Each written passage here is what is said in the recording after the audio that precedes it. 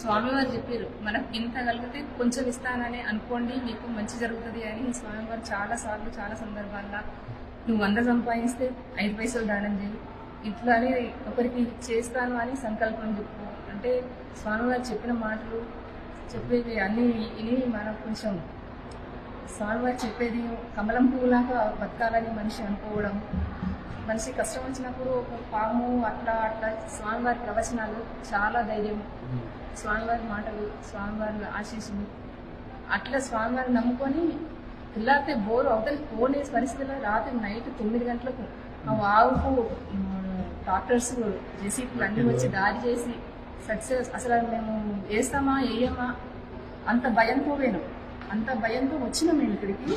మళ్ళీ వెళ్తుందా మా వ్యవసాయం మాకు ఏం చేస్తుందా ఏం కథనా అని చాలా భయపడుతూ స్వామివారి దండం పెట్టుకున్నాం. ఆ రోజు సముద్ర కుంభుల దర్శనానికి మాకు ఈయనే లేట్ అయిపోయింది. మా వారు నువ్వు ఎప్పుడు ఏడిపోతా లేట్ చేస్తావా అని అన్నాడు. స్వామివారి దయ ఇట్లా నాకు దర్శనం అయింది, ఆయన దయ.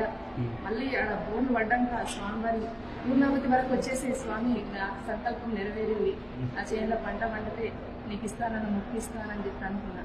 కాకపోతే 2 years అయ్యింది, ఎందుకంటే దాన్ని నమ్ముకున్నాయి ఒక ఆయన ఉన్నాడు.